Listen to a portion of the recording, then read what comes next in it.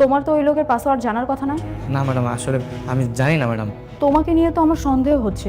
আরে না ম্যাডাম, আমি শেহজাদ চৌধুরী হইতে তোমাকে, আমি তো বললাম ওই মহিলা আমার কেন যে স্বামী দাবি করে, আর ওই যে ছোট্ট বাচ্চাটা শুধু শুধু বাবা বাবা করে। বাবা বাবা আম্মু তোমাকে ডাকছে। না না না আমার আম্মু আপুকে এক্ষুনি নিয়ে যেতে বলেছে। আরে ভাবি কি হয়েছে আপনার? এমনি সামনে আসতেছেন কেন?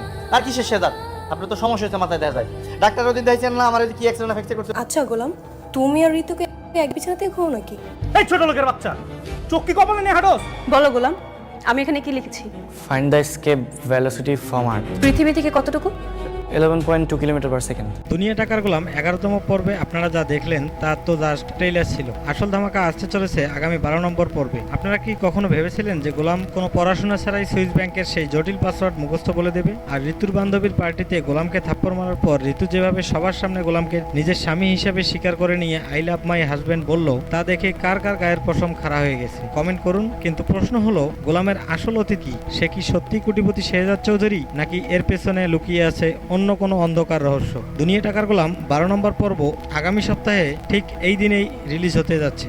গোলামের আসল রূপ দেখতে চাইলে ভিডিওটি একদম শেষ পর্যন্ত দেখুন। 11 নম্বর পর্বের শুরুতেই আমরা এক চরম থ্রিলিং মোড দেখতে পাই।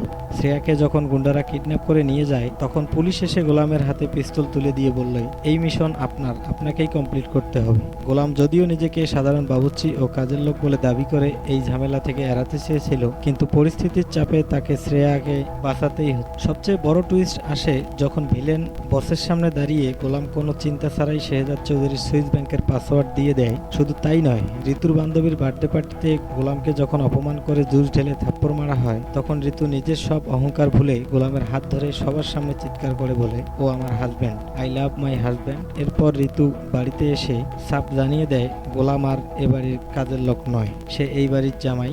আর সবশেষে গোলামের সেই ফিজিক্সের কঠিন সূত্রের উত্তর দেওয়া প্রমাণ করে দেয় যে গোলাম মোটেও কোনো অশিক্ষিত সাধারণ ছেলে নয়। আমার ব্যক্তিগত মতে প্র্যাঙ্কিং এন্টারটেনমেন্টের এই পর্বটি ছিল এই সিজনের অন্যতম সেরা এবং ইমোশনাল একটি এপিসোড। শোয়েব শান্ত এবং লামহা আনসুর অন স্ক্রিন কেমিস্ট্রি এবং ইমোশনাল ডিলিং জাস্ট অসাধারণ ছিল। বিশেষ করে ঋতুর ক্যারেক্টার ডেভেলপমেন্ট যেভাবে দেখানো হয়েছে, আগে যে মেয়ে গোলামকে সহ্য করতে পারতো না, আজ সেই গোলামের আত্মসম্মানের জন্য নিজের বান্ধবীর পার্টি বয়কট করেছে। নাটকের ডিরেকশন এবং ব্যাকগ্রাউন্ড মিউজিক প্রতিটা টুইস্টকে আরও বেশি জমজমাট করে তুলেছে। এবার আসা যাক কিছু হিডেন ক্লু বা লুকানো ইশারার দিকে, যা হয়তো আপনারা অনেকেই খেয়াল করেননি। শেহজাদ চৌধুরীর বিশ্বস্ত লোক হাফিজ যখন ফিরে আসে, তখন সে ঋতুর ভাবিকে বলে যে শেহজাদের স্মৃতিশক্তি হারিয়ে গেছে এবং হাফিজ তাকে চেনে ও আগের জায়গায় ফিরিয়ে আনবে।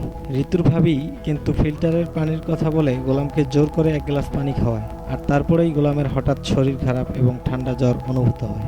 এর মানে কি ঋতুর ভাবি গোলামের পানিতে কি কোনো স্লো পয়জন বা এমন কিছু মিশিয়েছিল যাতে তার স্মৃতি ফিরে না আসে বা সে অসুস্থ হয়ে পড়ে? ভাবি কেন গোলাম আর ঋতুকে আলাদা বিছানায় ঘুমানোর জন্য উস্কানি দিচ্ছিল?